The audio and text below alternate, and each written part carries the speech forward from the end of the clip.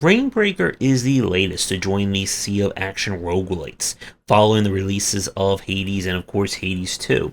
And while this game does pack a lot of charm, it does feel lacking in the roguelite-ish side of things.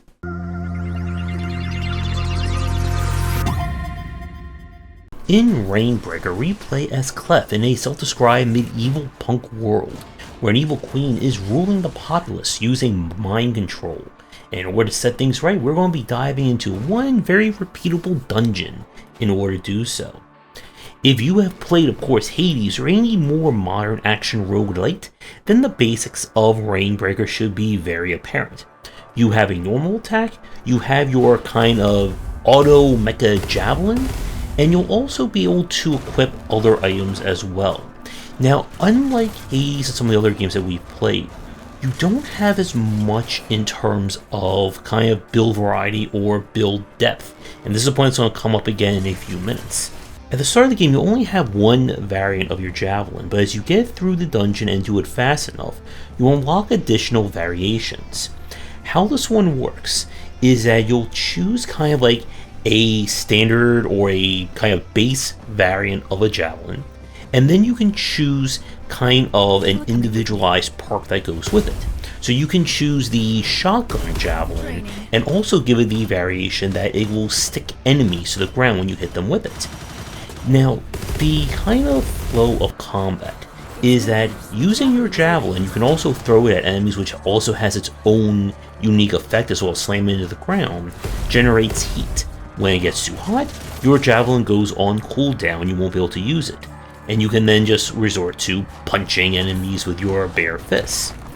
As you go through the game, you'll unlock, of course, different modifiers related to, in this case, the different enemies you're trying to fight, with each enemy having like their own specific style. So one enemy is all about enhancing javelin attacks, another one is about making it easier to avoid or deal with traps, and you get the picture.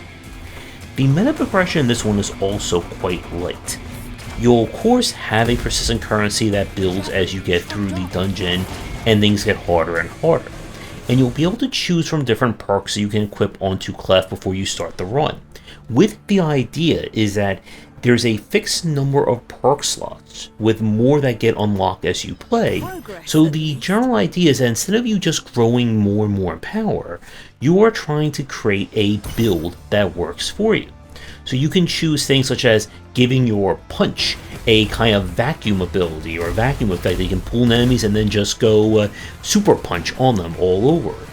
You can enhance your javelin, give yourself more health, and all that. Now, as for the dungeon itself, this is one of the first points that is a little bit weird about Reignbreaker.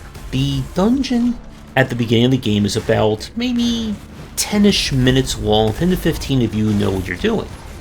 Each time you beat the dungeon, you're kind of resetting or you're growing the progressive difficulty or the ascension mode. The game doesn't really give you any real indication of this, but as you get further in, the dungeon will start getting longer and longer, and you'll start fighting more elite enemies and more boss class enemies. So this is not a roguelite where beating a run is kind of like you're beating the story. It is explicitly designed that you have to repeat things over and over again. And it kind of gets at the main issue that I have with Reignbreaker. Everything about this game at its base level is good, but it doesn't reach the heights that we've seen of this genre from pick any action roguelike and roguelite that we've played. The number of javelin types and javelin variations is very minimal. This is not a game where each javelin gives you a completely new build or a completely different feel to it. The number of buffs that you get is also quite minimal, as well as the number of enemies that you fight. And the general combat here is great, but it starts to get very samey when you're up to your 5th, 6th, 10th, 20th run through the same basic levels. And while things do get harder, it is very much that case that once you've quote-unquote solved how you beat the game, which in this one is going to of course be figuring out how to stack as much damage as you can, it kind of all starts to blur together.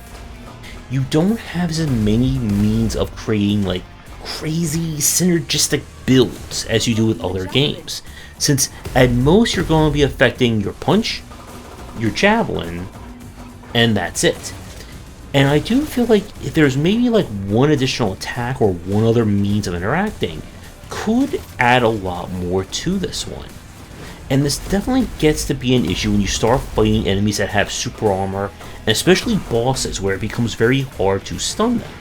Since you only have so few means of getting in and attacking, it kind of devolves into your safest way of playing is just keep flinging your javelin at them. And it slows down combat quite a bit. Now, if you haven't heard the news, the developer or the studio did close after releasing this one, but according to them, proceeds and sales will still go towards paying the developers. So I don't think we're going to be getting too much in terms of updates out of this one. The last issue that I have is that while I do love the aesthetic and art style, the game commits an action design sin, in that when there are enemies behind any kind of foreground object, you cannot see them behind it. And there are plenty of cases where the enemy will be behind something, they'll launch an attack, and you will not be able to actually see it coming until it either passes through it, or if you're behind it, you're just going to get smacked by it. If you're looking for another action roguelike buzz after the likes of Hades and Hades 2, I think this is a solid, albeit kind of very limited one to play. But if you're hoping for, a game that's going to compete and go for the crown, Reignbreaker is unfortunately not going to be it. And that's going to do it for this review. This was played with a retail key provided by, well, me. Let me take your game for a future review. This sounds to involve medievals, punks, or any other combination thereof. Please reach out. If you did play this one further, let me know what you thought about it down in the comments. And with that, I will see everyone in our next video. Thanks for watching, and a special thank you to our Patreon supporters.